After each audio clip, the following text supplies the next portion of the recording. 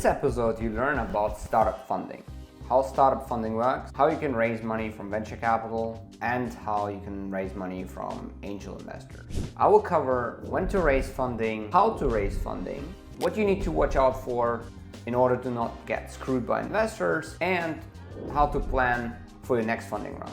Finally, as a bonus at the end, I will share my list of family offices and angels, which helped me to raise more than $4 million in funding. When you raise capital, you want to understand also how valuation works. Now, assume you raise 1 million and you want to give away 20% of your business. What it actually means is that you raise at 4 million pre-money valuation, you raise a 1 million round, which means your post-money valuation is 5 million. So your post-money valuation is your pre-money valuation plus the money you raise. So when people talk about valuation, they usually mean the post-money valuation, because it basically means that this is the ownership also you now have post the funding round. So if you give away 20%, you now are left with 80% of the business. My name is Alexej and I help early stage founders scale.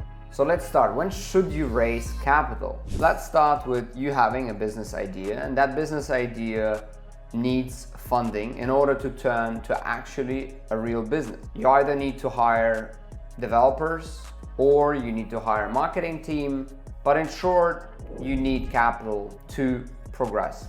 There is really no right or wrong time for when you need to raise capital.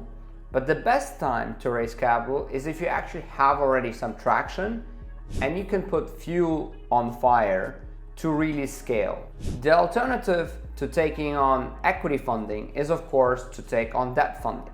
Now, not every business will get debt funding from day one, but there are some business models, more service-based businesses, which can show some cash flow early on, which would be eligible for debt funding. But for the purpose of this episode, we will mostly cover equity funding. If you're interested for me to do an episode on debt funding, please comment below and I will get an episode recorded on non-dilutive funding, so debt funding, revenue-based financing, and other type of non-dilutive funding. Who should you be raising money from? There are different type of equity investors. There are so-called the 3 Fs, friends, family, and fools.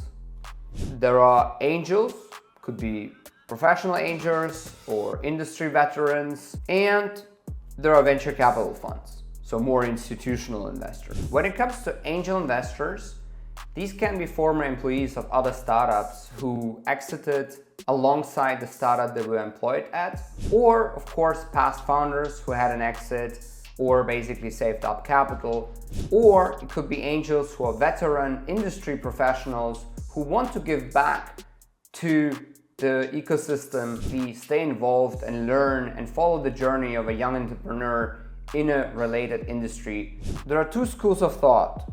One says just go straight for venture capital and don't have too many names on your cap table. And the other approach is start raising from angels and family and friends first, get some traction, increase the valuation, and then go for venture capital. Both ways have a merit, but in my opinion, you can also go for a hybrid. The hybrid approach is where you start reaching out to family and friends and angels, and then slowly open up the round for family offices and venture capital funds. If you do that, you start building up momentum and leverage, and you start getting commitments from angels early on, you start refining your story, and then you have a much better leverage and negotiation power with a lot of the venture capital firms who you actually want to have in your round if you intend to raise money down the line, and especially if you need a lot of capital for your business model. Raising from angels is usually much easier than raising from venture capital. And I recorded a video called Angel Investors versus Venture Capitalists Conversion Rates. So if you click below, I have a link to that video for you there. Now, one other venue is actually going to an accelerator. So you have the really famous YC, the Y-combinator, You have in the UK Entrepreneur First, you have Antler, you have 500 Global. There are hundreds of accelerators out there, and what they usually do is they take around 7% of your business for a fairly small amount of investment, and you spend 3 to 6, sometimes up to 12 months in a program learning how to build a presentation, how to hire a team, let's say the basic areas of how to grow a business.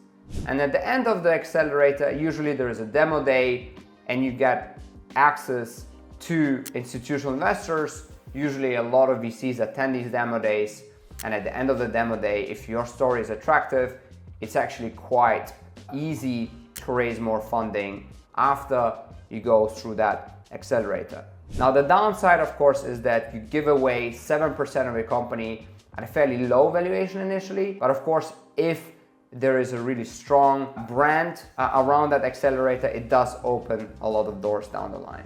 So far I covered when to raise funding and from who to raise funding. And now I will touch on what do you need to actually watch out for when you're raising funding. So when you raise funding from angels and family offices, you really could try and raise only by giving away ordinary shares. And ordinary shares have the same rights as the shares you own, as well as the shares then the future investors own.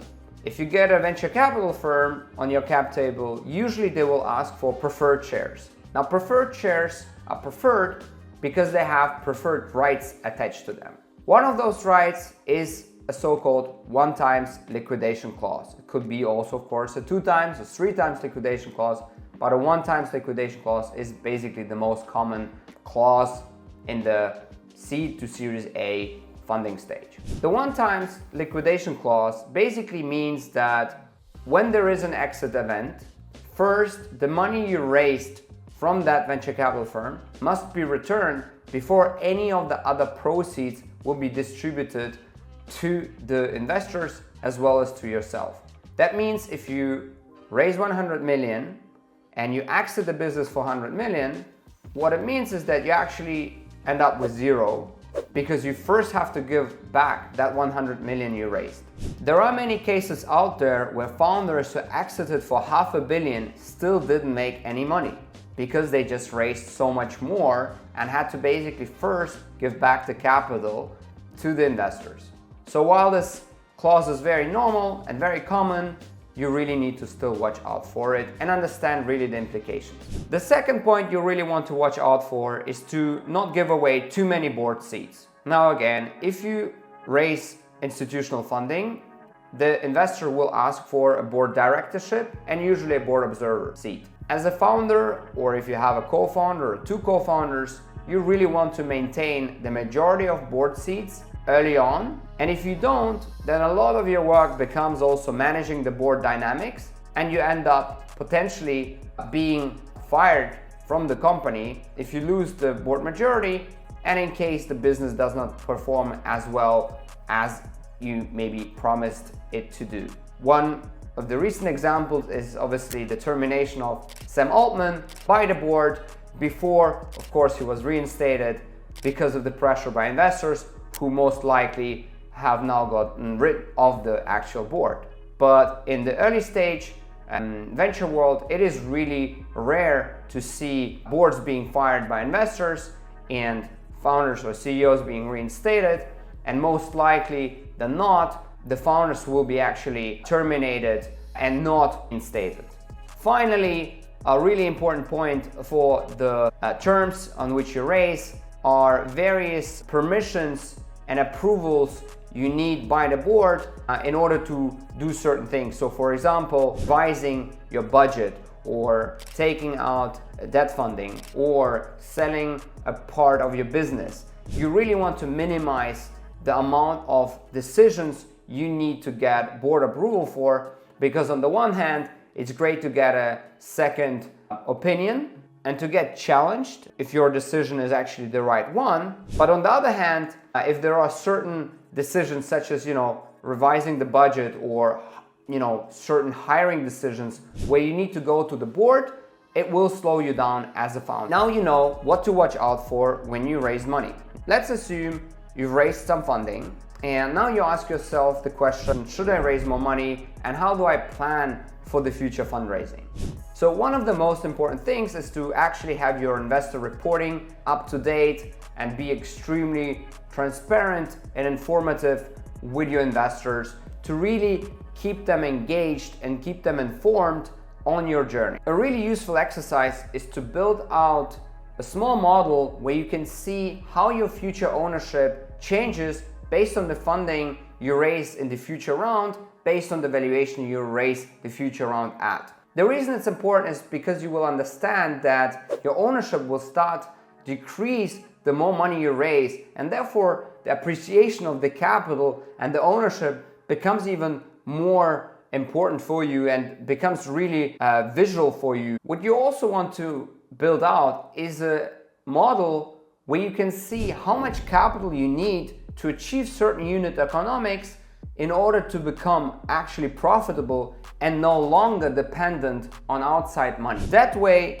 you will have that North Star goal in front of you and you will treat capital from a much more scarcity perspective than maybe if you would assume you could continue to raise money indefinitely and that you will not dilute yourself. One other reason why you need to have investors following your story and be really informed about the decisions is because whenever you raise another round in the future, you want to maximize the amount of your existing investors following their money, so their pro rata rights, compared to new investors. All the new investors will ask you how much money do you have committed and who is following from your previous investors.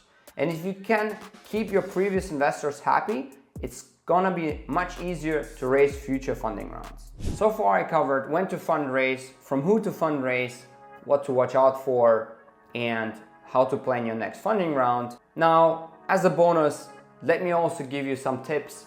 What happens if you actually reached a scale, you're profitable, and what to do next? Well, you have a couple of choices. You can IPO the business, you can sell the business to a private equity fund, or you can sell the business to a strategic.